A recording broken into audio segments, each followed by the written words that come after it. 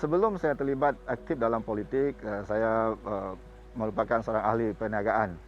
Dan secara awalnya saya terlibat dalam politik pada tahun 1992 di peringkat cawangan, dan sekarang ini dipanggil ranting lah, di kawasan kampung saya, iaitu Kampung Tiris, yang mana Kampung Tiris berada di dalam kawasan Dun N62 Lambe.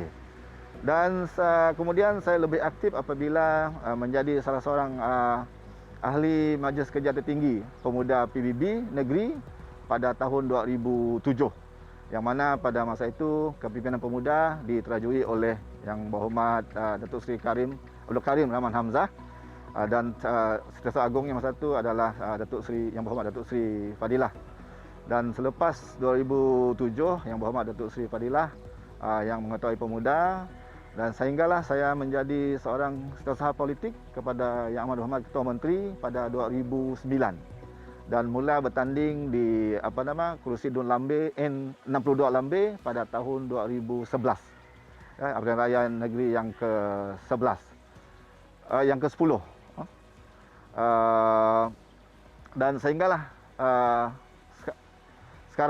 habis term ini, yang mana kita akan menghala kepada PRN yang ke-12. Untuk menjadi seorang wakil rakyat, benda utama yang yang menjadi pendorong saya ialah saya asal dari anak petani, anak yang berada di luar bandar, mana perkampungan yang serba kekurangan kemudahan asas sebelum ini. Jadi apabila menjadi wakil rakyat, saya rasa menjadi inilah satu perjuangan saya yang perlu saya laksanakan, memberi kemudahan asas kepada penduduk-penduduk masyarakat di kawasan Dun saya. Sebab saya sendiri merasai kesusahan tersebut. Jadi saya perlu saya tahu apa keperluan masyarakat di kawasan luar bandar, separuh bandar, yang mana kemudahan asas ini amat penting. Jadi saya rasa perjuangan melihat kesusahan masyarakat kita sebelum inilah yang mendorong saya untuk memberi khidmat terbaik kepada masyarakat kita, terutama di kawasan Dun Lambe ini. Dari segi pandangan kami, kira dulu perumahannya kecil sikit aja. So kini tu membangun sampai ke ujung ya, kira perubahannya lah. Ada dewan, ada futsal, dan kami harap ada yang diminta kami lagi seperti balai polis, balai bomba, apa lagi yang klinik dah ada, tapi cuma klinik kecil, klinik gede harapnya dapat dibesar lagi. Situ ada 2 buah sekolah menengah dan sebuah sekolah rendah. Kemudian harap mun ada sekolah Cina bagus lagi. Sekolah mula 10 tahun dulu ada, cuma sekolah rendah dengan sekolah menengah. Yang sekolah dekat SMK Taman Tunku tak ya, sekolah baru sekolah baru. Ialah pembangunannya dek. Seperti dewan tok yang baru dirasmi YB KM Abang Jo beberapa bulan lepas, saya nampak pembangunannya amat laju lah. Tok pun dah beberapa bulan progres tok, sebab munci kena PKP dah siap tok. Tepi dewan tok nya akan mula taman permainan, futsal lagi, dan tempat track long jogging, kira sport center lah, youth center lah, situ lah. Sen Barnabas ini kita ada ahli 1,000, dekat 1,700 orang.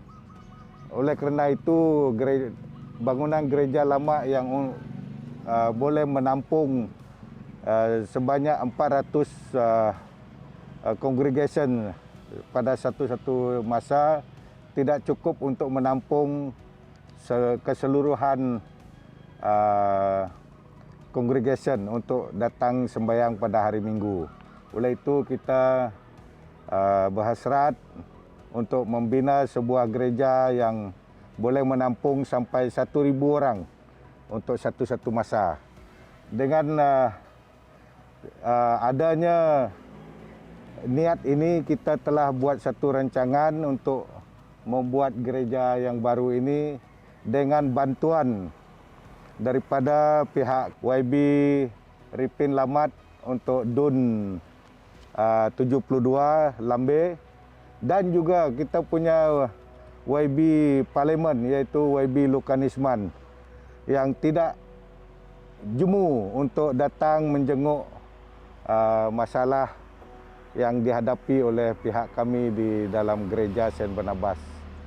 Jadi antara kami dengan pihak kerajaan negeri telah memberi bantuan kepada kami sebanyak 2 juta baru-baru ini, dan sebelum ini kita juga ada menerima kurang lebih 400,000. Projek ini memang banyak, naik taraf jarak kampung dan juga pembinaan sebagai masjid dan surau, dan juga macam dewan pembakan dan yang lain-lain. Banyak pembangunannya tepi laut seperti Bakam Puen. Jadi tapi belum siap lah dan dilaksanakan kerja mengerjakan, dan juga Bakam Puen dengan jeti wap. Pembangunannya memang racak lah daripada masjid lama dulu sampaikan yang masjid baru tu berjalan dengan racak, senang pengurusan pun dengan ni kan. Walaupun kita berlainan agama dengan YB kita, tapi itu tidak menjadi satu benteng yang menghalang kami untuk bekerjasama dan membantu antara satu dengan yang lain.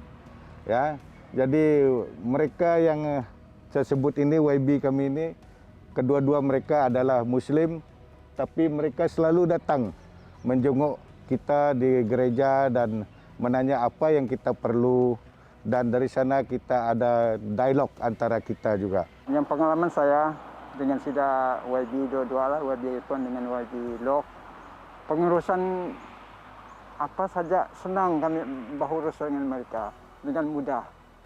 Tidak ada saya ada masalah kalau kami mau jumpa ke pejabat ke, mereka terbuka begitu luas untuk kami.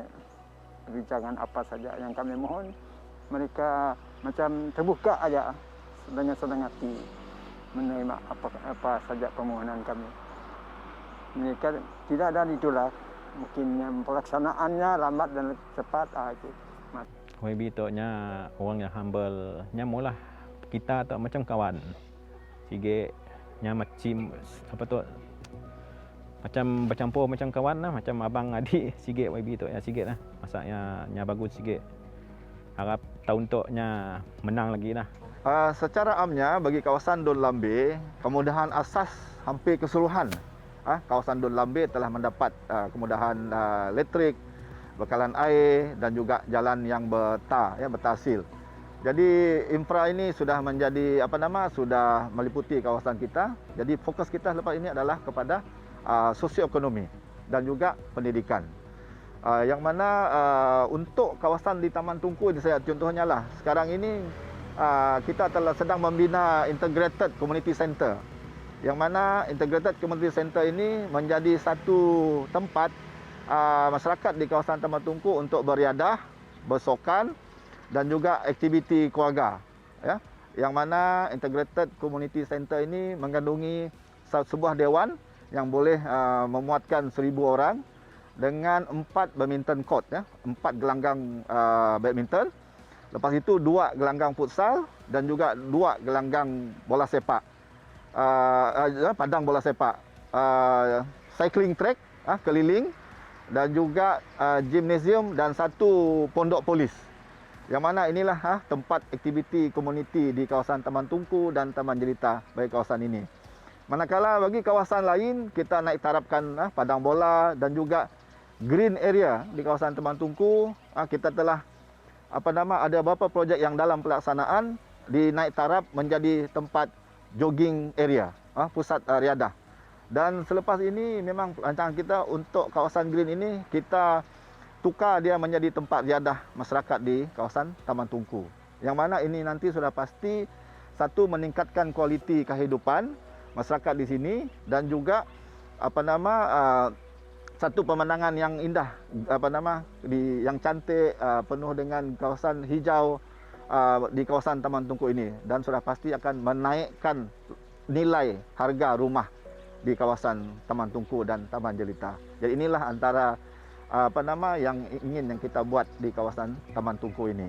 Di samping itu, kita ada satu integrated hawker center yang kita rancang, kita bina di kawasan Taman Tungku untuk semua tempat yang peniaga-peniaga kecil-kecilan ini berdagang, berpusat di satu kawasan. Jadi itulah antara yang kita rancang untuk kawasan ini. Dan untuk kawasan yang lain yang berfokuskan kepada pertanian, kita sebenarnya sebelum ini dari 2019 kita ada skim bantuan penanaman musangking. Jadi harapan kita dalam tempoh 5 tahun akan datang, Dun Lambe ini akan menjadi pengeluar durian musangking yang berkualiti tinggi untuk dijual secara tempatan ataupun diekspor. Secara keseluruhannya kita ada 28,000 lebih pokok benih musangking yang telah diagihkan kepada petani-petani di kawasan kita ini. Dan dengan pendidikan pula, harapan saya ialah Dun Lambe, di dalam kawasan Dun Lambe ini akan dibina satu sekolah antarabangsa, International School, yang sebelum ini telah diluluskan oleh Yang Amat Berhormat Ketua Menteri seluruh Sarawak. Jadi saya berharap satu buah sekolah ini akan dibina di dalam kawasan Dun Lambe, dan ini sudah pasti akan memberi satu